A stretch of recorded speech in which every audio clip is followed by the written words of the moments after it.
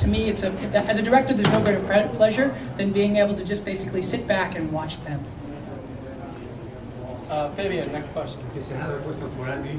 Do you realize that your acting is also a challenge in other countries when they dub your voice? Have you seen it? Oh, have I seen it dubbed? Have I seen? Yeah. Unfortunately, that's not. Well, it wasn't a problem with Caesar in the first movie. Saying no. That's right. Home. But yes, no. I actually met when I was doing Lord of the Rings, I actually met the guy from Japan who played Gollum and Smeagol, and we both did it for each other, and it was amazing. Actually, I mean, without sounding like I'm racially stereotyping, his Gollum and Smeagol was, it was fantastic, and I was like, God, that's incredible, of course. But the thing is, we all had our performances dubbed into other languages. That's what happens. Melissa, let's do next question. Hello. My question is for Matt Reeves. I wanted to talk to you about any if there's any fears or just incredible amount of excitement first taking on this project, because obviously if you love the franchise, it sounds like a dream job for you. It was the thing is, it was a dream, and it was terrifying, because what essentially happened on the project was that I had a great affinity for Rise. I thought it was really moving, and I was like, when they approached me about it, I thought, Rupert Wyatt has done such a beautiful job with this film, and it turned out that for a number of reasons that he didn't want to do what they wanted to do. He also didn't think the schedule was enough and all this stuff, which now, having done it, I can tell you he's right, the schedule was not enough. But the idea was, I said, well, what I'd be interested in is carrying forward really what was established in Rise, which is the emotional heart of those apes and how that turns into, look, we all know that it doesn't become Planet of the Humans and the Apes. So it seemed to me that this was a moment where you could actually explore that question, the coexistence between these two populations that were struggling for survival. And the thing that was really important to me was that we carry forward the apes in an emotional way that you could relate to, and that we take the humans and even in a way that was really different from Rise, take those humans and depict them in a way where they weren't villains either. There are no villains in our story. It's all about survival and trying to find the way to sort of master our nature and the impulses within us. And so I went in, I sort of pitched that, and they were like, okay. And I was like, oh, okay, so what's the catch? And they said, the catch is you need to start shooting very soon. So that was the crazy thing about it, was just that I had to jump in and seize the opportunity. But they were giving me the opportunity to make the movie that I thought would be so exciting to be a part of, and to get to dive into this world was something I couldn't resist. So there were a million things I'd never done before. The idea of doing motion capture and the idea of doing effects on this level, and yet the big sort of relief of it all was that at its center it was exactly the same as making any movie, except after you've done that, then you have to do a number of really strange things, like shoot the scene again, which Gary can tell you without the actors, or Gary can tell you, suddenly it's like, hey, we just did something great, yeah, now you guys got to go back in there and do it again, and this time they won't be there.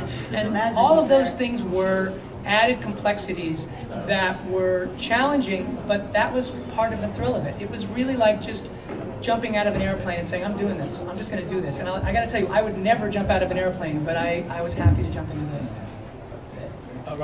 Yes, you said it'll lead up to that, the big planet thing. So I read that you have agreed to work on or develop for the next one. I mean, how would you expand it further and build upon Dawn of the Planet of the Apes? Well, I mean, the thing about it is that I think that there's a particular luxury with getting involved with the story, which is we already know the ending. So the story immediately isn't about the what happens.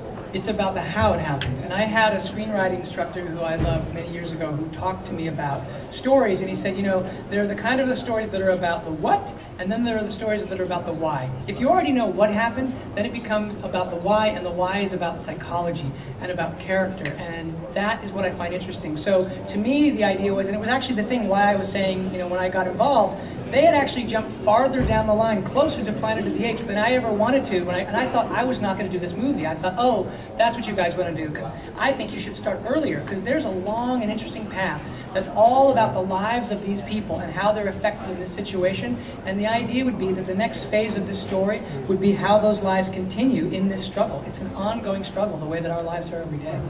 Thank you. Okay, Jeffrey, next Sadly, question. we all know the ending. Gary, the colony you lead in this movie, is this like the last vestige of the human civilization as sort of humanity at the top of the food chain as these damn dirty apes are taking over with their paws and such? Well, initially we don't know that there are apes there because this community has survived the flu, the epidemic, which is sort of wiped out a huge part of the world. We believe that the military have done their job, and I mean, basically that they wiped out the apes. So we are this. I mean, the thing is, we have food, we have water, but the currency in the movie, I guess, if for want of a better word, is electricity. That's the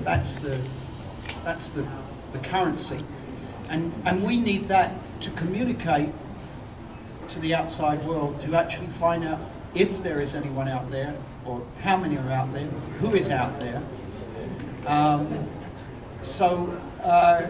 We, you know, and so we believe, you know, for all intents and purposes, we could be the only.